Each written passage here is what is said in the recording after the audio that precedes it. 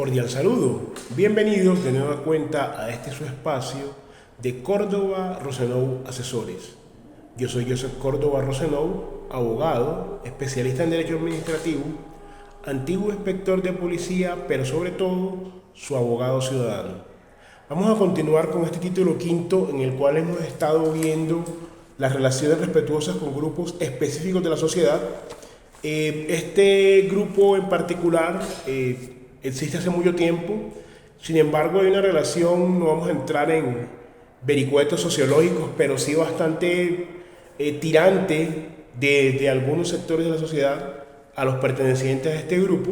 Específicamente vamos a ocuparnos de manera inicial del artículo 42 de la ley 1801 de 2016, que tiene que ver con el ejercicio de la prostitución, ¿cierto? Frente al tema de la prostitución ha habido una serie de posturas jurídicas, sociales, de diferente índole. En este contexto de la convivencia, como lo que el código busca es realmente construir esas interacciones armónicas entre los ciudadanos, teniendo en cuenta las cosas como realmente existen, no como deberían o no deberían ser, dependiendo del criterio, por eso se ocupa de este tema, que es un tema en el cual solamente con salir a la calle podemos vernos inmersos, observar evidentemente a estos trabajadores y mayoritariamente trabajadoras sexoservidoras, ¿no? El artículo 42 dice de esta manera: ejercicio de la prostitución.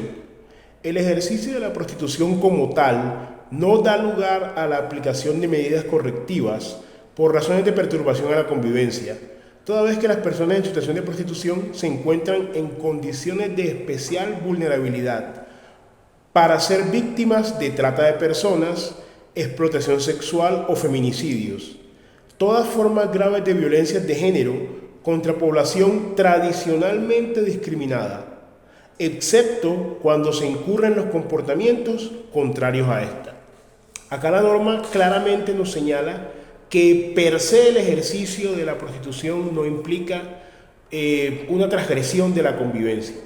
Como dijimos, es un tema bastante polémico, existen diferentes posturas, pero lo que la norma quiere rescatar es una integración real, fáctica, como habíamos dicho, jurídica, por supuesto, lo cual implica aceptar la existencia de esta actividad en el seno de la sociedad y proteger sobre todo a las mujeres, pues que son las sexoservidoras, digamos, tradicionalmente es un género que se ha encargado más de esta labor, porque la misma norma parte de la realidad lamentable, eso sí hay que decirlo, de las violencias que sufren este grupo en particular. Por eso dice que la mera existencia o el mero ejercicio de esta profesión no violenta la convivencia, salvo cuando incurren unos comportamientos que violenten la convivencia, que los vamos a estar viendo en el bloque, pues, para analizar este espacio.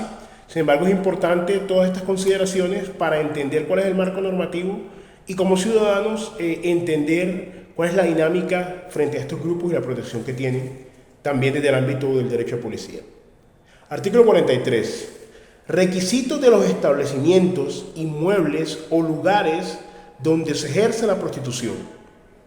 Los propietarios, tenedores, administradores o encargados de los establecimientos, inmuebles o lugares donde se ejerce la prostitución, así como el personal que labore en ellos, deben cumplir con las siguientes condiciones. Acá hacemos una pausa, nos damos cuenta que, por supuesto, esta actividad se realiza en el tiempo y en el espacio, de manera que hay unas personas involucradas, pero no solamente las sexoservidoras, sino también todo ese andamiaje de personas que conforma, por decirlo así, esa cadena productiva. Entonces, tanto para ellas como para las personas que regentan estos lugares, hay una normativa que la vamos a estar viendo brevemente. Primero, obtener para su funcionamiento el concepto sanitario expedido por la Secretaría de Salud o su delegado o quien haga sus veces. Esto es muy importante porque sabemos que otro de los riesgos a los cuales están expuestas las sexoservidoras de manera permanente tiene que ver con las enfermedades de transmisión sexual, ETS, de manera que para el paso fundacional para obtener Para poder funcionar se requiere un concepto sanitario, ¿cierto? De tradicionalmente la Secretaría de Salud o la entidad que da sus veces al municipio. 2. Proveer o distribuir a las personas que ejercen la prostitución y a quienes utilizan sus servicios preservativos aprobados por las entidades competentes y facilitarles el cumplimiento de las medidas recomendadas por las autoridades sanitarias. Esto es consecuencia de lo anterior, ¿cierto? Un eslabonamiento lógico. Para el tema de la prevención de las ETS se requiere acudir tanto a las servidoras como a sus clientes a los métodos pues de protección y prevención de las enfermedades de índole sexual. 3. Promover el uso del preservativo y de otros medios de protección recomendados por las autoridades sanitarias a través de información impresa, visual o auditiva y la instalación de dispensadores de tales elementos en lugares públicos y privados de dichos establecimientos, inmuebles o lugares. Acá seguimos con la importancia de la protección para las servidoras y sus clientes y la necesidad de la concientización de usar estos elementos de protección. 4. Colaborar con las autoridades sanitarias y de policía cuando se realicen campañas de inspección y vigilancia y asistir a los cursos que ellas organicen. Es importante una interrelación mucho más allá de la mera norma, de la formalidad, sino, digamos, una didáctica y una pedagogía, por supuesto, frente a todos estos riesgos de índole sexual que se presentan en este trabajo. 5. Tratar dignamente a las personas que ejercen la prostitución, evitar su discriminación o rechazo y la violación de sus derechos a la libre movilización y al desarrollo de la personalidad. Tenemos en cuenta que, lamentablemente, como decimos, hay una gran tirantez en algunos sectores de la sociedad, inclusive en los mismos consumidores de estos servicios de las servidoras, muchas veces no le dan un trato digno, un trato respetuoso a estas trabajadoras y por eso el código hace hincapié en esta necesidad. 6. No permitir ni propiciar el ingreso de niños, niñas o adolescentes a estos establecimientos, inmuebles o lugares. Lamentablemente el mal llamado turismo sexual, porque realmente no podemos vincular una actividad legal lícita como el turismo y darle ese remoquete, digamos que esas son situaciones de titulares de prensa, ¿no? Realmente hay una explotación más allá de tanto el tema del turismo cuando son extranjeros que vienen, como digamos a nivel interno ya una explotación nacional. De cualquier forma hay que excluir a niños, niñas y adolescentes de estas actividades. Últimamente hemos visto en algunas ciudades de nuestro país, en unas más que en otras, el incremento, ¿no?, de casos en los cuales hay menores, sobre todo niñas y adolescentes, involucradas en estas situaciones. Entonces el código es enfático en esa prohibición. 7. No permitir ni favorecer o propiciar el abuso y explotación sexual de menores de edad o de personas con discapacidad. De manera que eso viene eslabonado con el 6 que ya leímos. 8. En ningún caso favorecer, permitir, propiciar o agenciar el maltrato, su utilización para la pornografía, la trata de personas o la explotación sexual comercial de niños, niñas y adolescentes. Eso tiene que ver también eslabonado el 6, el 7 y el 8 frente a este tema de niños, niñas y adolescentes y los verbos rectores, pues, que no se deben ni favorecer, ni permitir, ni propiciar, ni agenciar estos comportamientos. 9. No inducir ni constreñir al ejercicio de la prostitución a las personas o impedir a quien lo realiza retirarse del mismo si fuera su deseo. Ahí se habla de lamentablemente la trata de personas, la esclavitud sexual. De ninguna forma, esto por supuesto que tiene unas repercusiones, como siempre lo hemos dicho.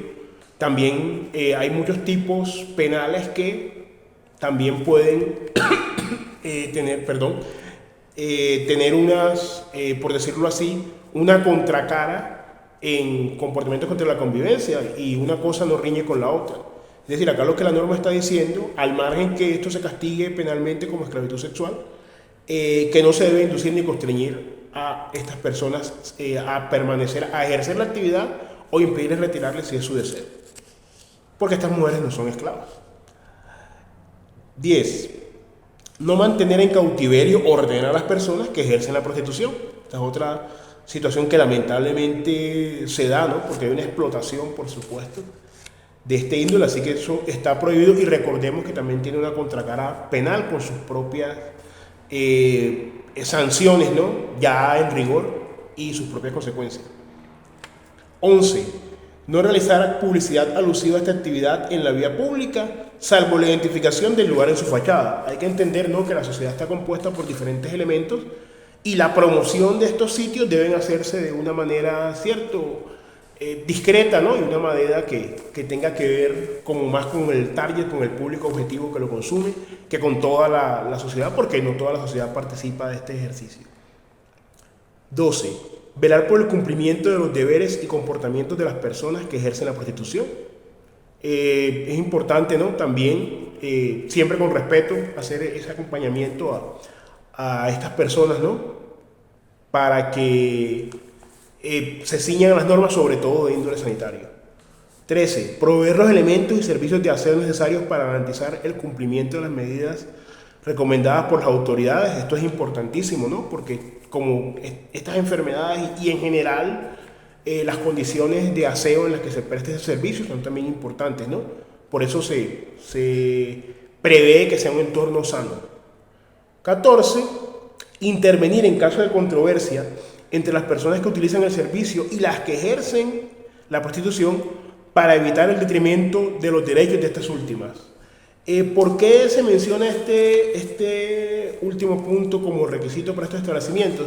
Porque lamentablemente, sobre todo en el caso de las servidoras, son víctimas de muchos abusos por parte de sus clientes, ¿cierto?, que ejercen una posición dominante, no solamente desde lo físico, desde lo psicológico, sino también desde lo monetario, ¿no?, porque son, digamos así, los clientes. Entonces deben defenderse también los derechos de estas servidoras en estos sitios. Vamos a dejarlo hasta acá el día de hoy, ¿cierto? Reflexionar en la importancia de conocer todos estos grupos, unos más underground, más bajo la sombra, y otros más abiertos, pero entender que todos como ciudadanos debemos contribuir a la convivencia. Entonces vamos a dejar el episodio hasta aquí, vamos a continuar en uno siguiente.